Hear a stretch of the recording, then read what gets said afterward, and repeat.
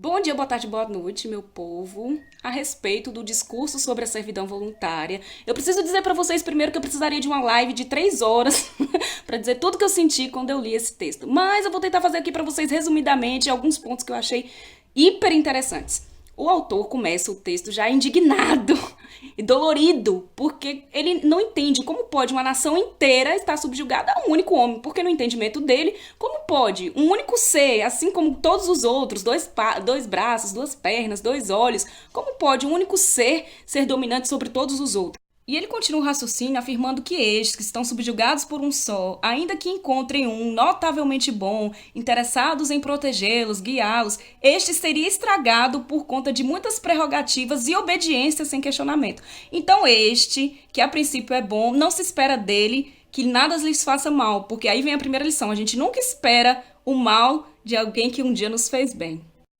E um ponto super interessante que ele ressalta é que para que este, que exerce julgo sobre os outros, seja destruído, não é preciso que a nação exerça grandes esforços, lutas descomunais. É preciso apenas que a nação pare de servi-lo. Então não precisa fazer nada contra ele, basta que não faça nada contra si própria. E ele diz que é tudo uma questão de procura e escolha. Não só a escolha de permanecer na escravidão, mas elas procuram alguém que as escravize. E isso eu puxo um gancho para a nossa vida que não, apesar do texto falar sobre a nação, sobre estar subjugada a um só, eu puxo para a nossa vida quando nós escolhemos os nossos senhores, entende? É a troca irracional de uma pseudo-segurança ao invés de retornar ao nosso estado natural, que é ser livre. É uma decisão simples, simples querer de não servir.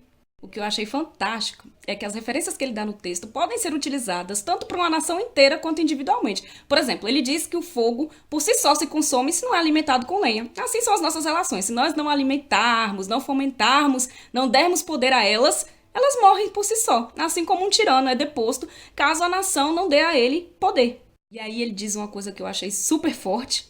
Ele diz que a liberdade, por ser algo simples de ser conquistado, basta querer, não é desejada pelos homens. Embora seja a chave de toda a plenitude, de uma felicidade integral, ela não é desejada simplesmente porque basta querer. Ela é simples demais para ser desejada.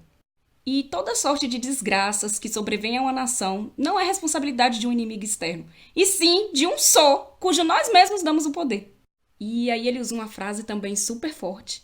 Nós somos cúmplices do assassino que nos mata e traidores de nós mesmos.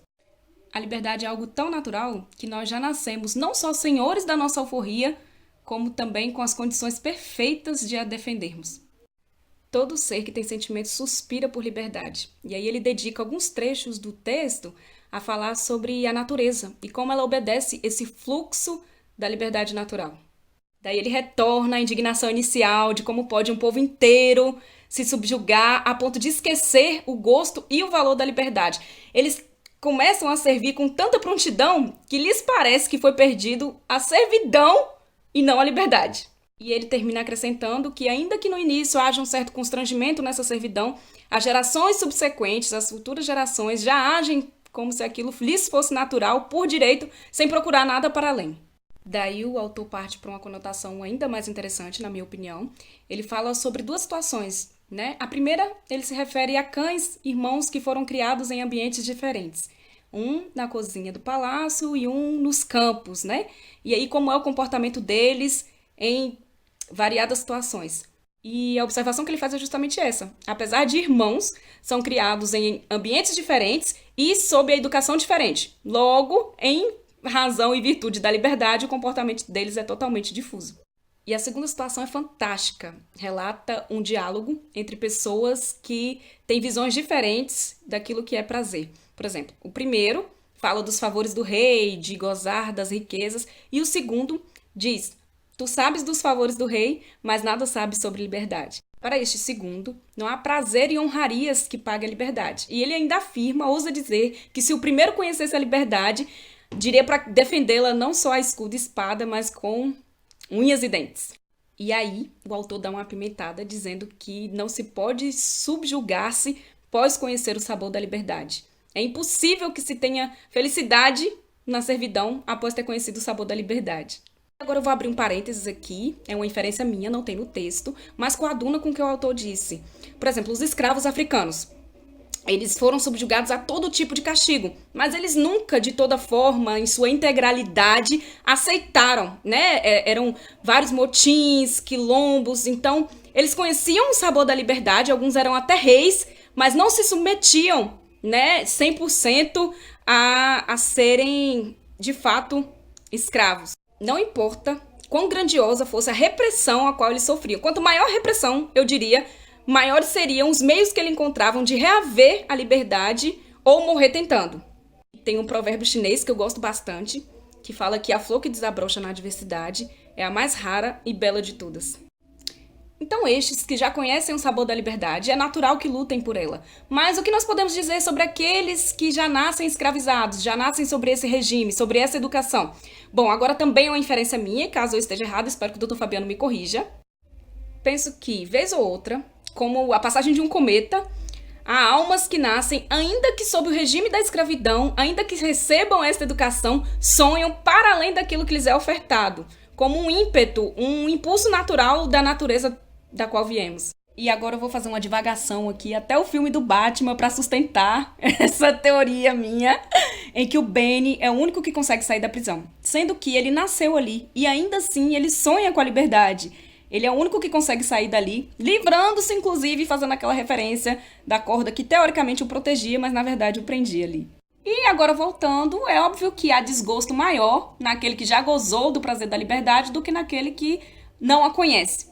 É natural do homem ser livre, mas ele também pode ser educado ao hábito da escravidão, segundo o autor. Como se a condição de escravidão fizesse parte do próprio corpo, assim como o cavalo entende que a sela e o freio faz parte, é uma extensão do seu próprio corpo. Por isso é tão difícil essa consciência de libertação, porque aquilo que se conhece faz parte do próprio corpo. E aí a gente pode fazer também várias referências, não só ao tirano e uma nação inteira, mas referências individuais. Daí por diante, o autor faz várias referências às estratégias que os tiranos utilizavam para subjugar o povo. O ideal é que se leia o texto inteiro, mas eu vou dar um exemplo, que eu achei muito legal, super interessante, dos lídios, que daí provém a palavra passatempo. Por quê? Aqueles que queriam dominar o povo estabeleceu nas cidades bordéis e casas de jogos e obrigou que a população frequentasse estes lugares. E o que vocês acham que aconteceu? Rapidinho, eles se calaram. É aquela famosa política do pão e circo. E, na minha opinião, esse tipo de dominação alienada, ela é muito mais perigosa porque ela evoca prazeres, né, migalhas, e não usa da violência, não usa da força. É algo estritamente velado. Então é muito mais perigoso. Tem mais uma coisa que eu queria falar sobre a gratidão do povo ao seu próprio tirano. E ele dá exemplos também daquelas autoridades que passaram a vida inteira regando a vida das pessoas por desgraças e, na sua morte, receberem honrarias e louvor. E aí eu lembro daquele exemplo também dos escravos no Egito, o povo hebraico, que no deserto, ou logo quando atravessaram o mar, começaram a lamentar-se por amor àquilo que eles entendiam como um bem para eles. A liberdade lhes era estranha, né? No final das contas. E aí ele pega pesado, porque ele dá exemplos onde o próprio povo criava mecanismos, fofocas, histórias, contos, lendas para se manterem subjugados, causando surpresa até naqueles que os dominavam, porque o próprio povo forjava as situações. E ele utiliza os trechos finais para dizer o que mantém a mola da dominação, que não é o tirano em si, ele sozinho, único, exclusivo, mas aqueles que ele mantém ali, os poucos, 4 ou 5, meia dúzia. E a serviço desse tirano, estes 6 recrutam 600 e assim por diante. Então não é preciso que o tirano conquiste uma grande leva de uma vez só. Apenas meia dúzia que coadunam com ele como uma cebola cheia de camadas. Então, antes que o povo chegue até o tirano, o ódio já é disseminado contra esses, né? Que estão ali fazendo como se fosse uma barricata ao redor do tirano, né? Tudo aquilo que representa essa meia dúzia, esses 600 que protegem, né? Exercem toda a maldade, não sobre aquele, né? O original, mas sobre aqueles que também estão sob maldade. E daí ele continua afirmando que o tirano não ama e não é amado por ninguém, tanto que normalmente a maioria dos tiranos foi morto por pessoas muito próximas que, ao sentir a ameaça, né, já conhecendo os tiranos que não têm amigos, a lei é a sua única vontade e estão soberanos a todos, então não pode existir amizade, logo eles eram mortos por pessoas bem próximas a eles. Enfim, existem vários outros pontos, mas eu vou me ater apenas a esses para não ficar extremamente extenso. Mas o meu desejo é que, de verdade, vocês leiam esse discurso sobre a servidão voluntária, que também poderia ser intitulado um apelo à nossa liberdade, que não pode ser subjugada, não pode ser aprisionada de forma alguma. A liberdade é um dom, é tudo aquilo que de mais precioso nós temos. Enfim, leiam e deem os seus pareceres.